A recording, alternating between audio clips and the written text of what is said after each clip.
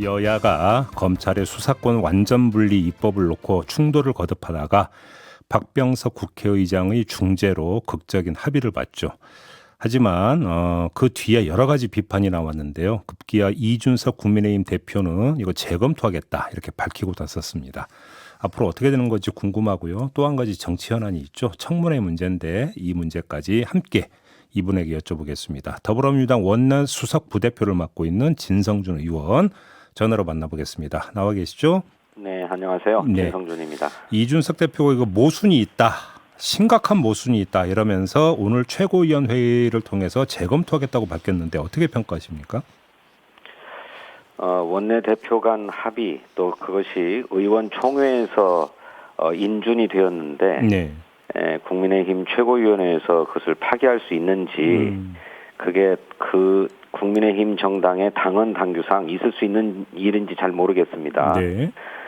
어쨌든 뭐 재검토해서 합의를 파기한다면 여야 간의 극한 대립을 감수해야 할 것입니다. 극한 대립이라 하면 어떤 상황을 염두에 두고 하시는 말씀이십니까?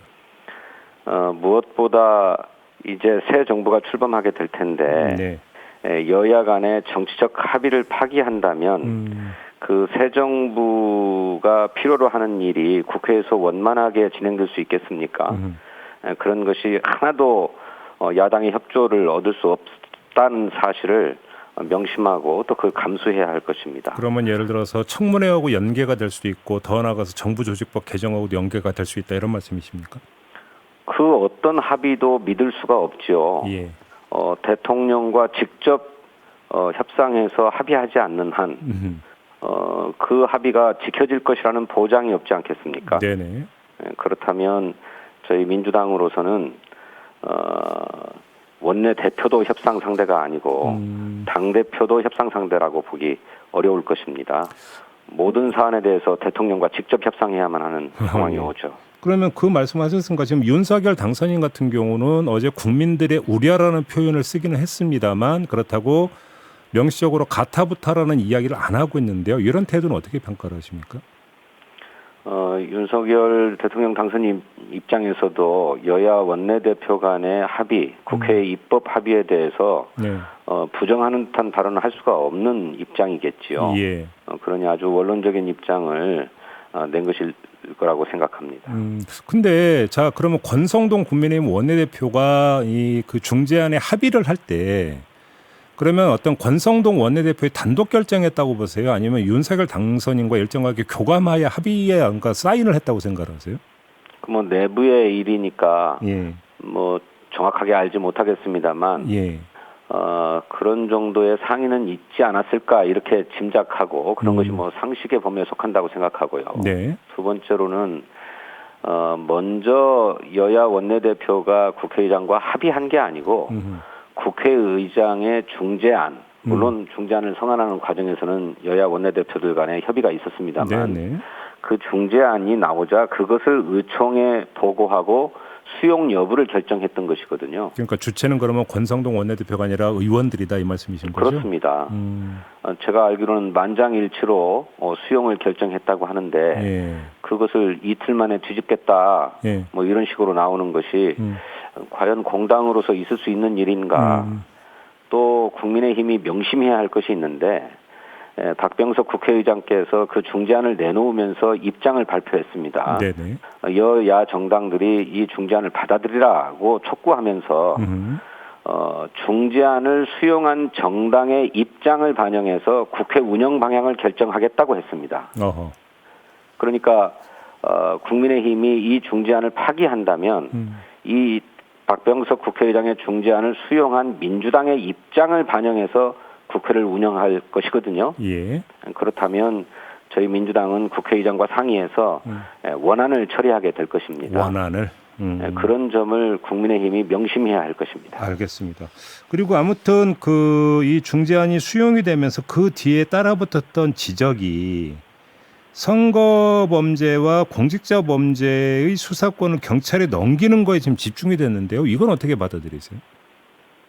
국회의원이나 고위공직자의 비리 혐의에 대해서는 현행도 고위공직자 비리수사처에서 수사를 하지 않습니까? 수사의 공백이 있을 수 없고요. 또 거의 모든 선거 범죄는 경찰의 수사를 기본으로 해서 갑니다.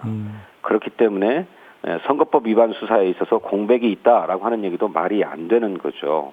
그러면 일각에서는 왜 자기들 것만 쏙 뺐느냐 이런 식으로 이야기를 했는데 이게 부당한 지적이다라고 보시는 겁니까? 그렇습니다. 사리에 닿지 않는 거고요. 예. 무엇보다도 이런 검찰의 수사와 기소를 분리하면서 국민에게 어떤 혜택이 있느냐 뭐 이런 얘기들을 하는데 네.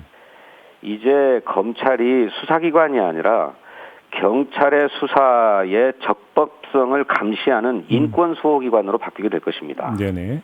국민의 인권이 그만큼 잘 보호될 거라고 하는 것이고요.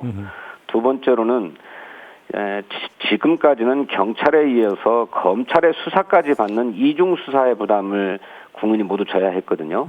그런데 이제는 경찰의 수사 한 번으로도 가능한 상황이 오는 거고요. 알겠습니다. 세 번째로는 검찰이 그 보완 수사를 빌미로 별건 수사, 표적 수사도 해왔거든요. 네. 이제 별건 수사는 명확하게 금지되고 당해 사건에 한해서만 보완 수사를 하도록 되어 있기 때문에 네. 국민의 안전이 더 보호될 것이다. 저희들은 그렇게 기대합니다.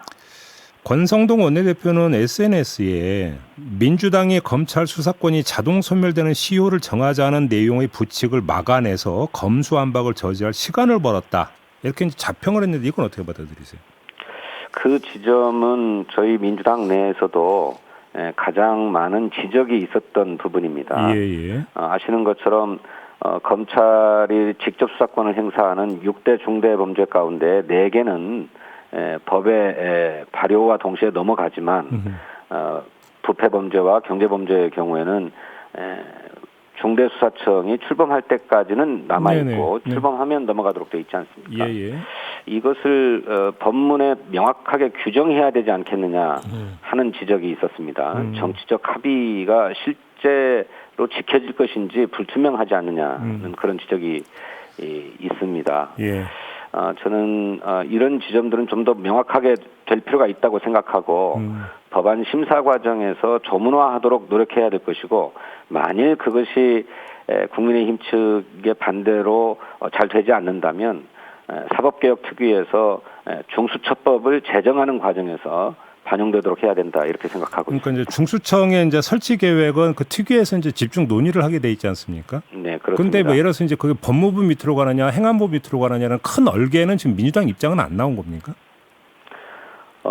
그 지배 구조를 어떻게 할 거냐 하는 문제 아닙니까? 예. 그 문제까지는 저희들이 검토하지 않는데 저희 당내에도 법무부 산하로 가는 것이 맞다. 또 행안부 산하로 가는 게 맞다. 아니면 제3의 독립기관으로 두는 게 맞다. 네네. 여러 가지 의견들이 있습니다.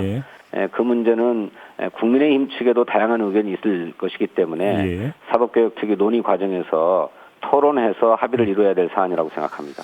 김호수 총장이나 그 대검 차장, 일선 고검장들이 그 강력 반발하면서 총사퇴를 결정을 했는데 이런 결정은 어떻게 평가하십니까?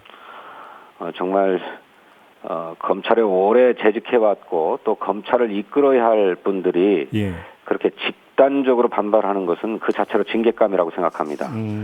검사들을 자극하고 선동하는 도발이에요. 있을 수 없는 일이라고 생각합니다. 자, 청문회 질문을 좀 드리겠는데요. 일단 오늘부터 한덕수 총리 후보자 청문회가 이제 이틀 동안 진행이 돼야 되는데 어제 일정 재조정을 요구를 했습니다. 자료 제출이 너무 부실하다는 이유로. 그럼 오늘은 안 열리는 게 확실한 겁니까? 글쎄요. 저 인사청문 특별위원회의 위원장은 국민의힘 정호영 의원께서 맡고 계시기 때문에 청문회를 소집할 권한이 있지 않습니까? 네네. 그래서 청문회는 국민의힘의 판단에 달려 있다 이렇게 생각합니다. 일단 열리는지 안 열리는지는. 네네.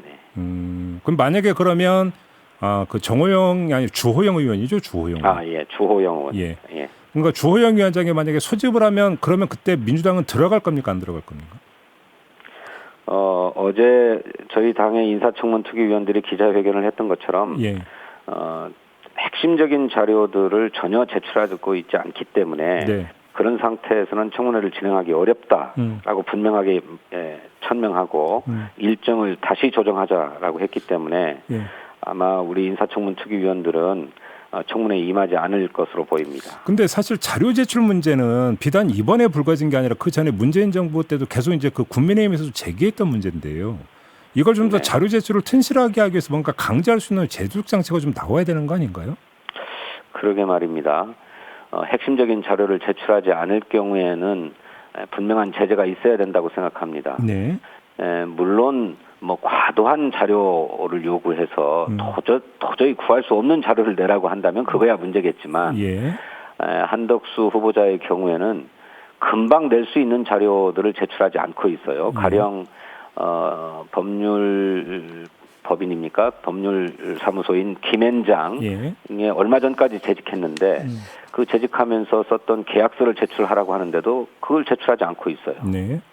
또 부인의 부동산 거래 내역이라든지 또 그림 거래 내역을 제출해 줄 것을 요구하고 있는데 그걸 개인 사생활이다라고 하면서 제출하지 않고 있다는 거거든요. 네, 알겠습니다.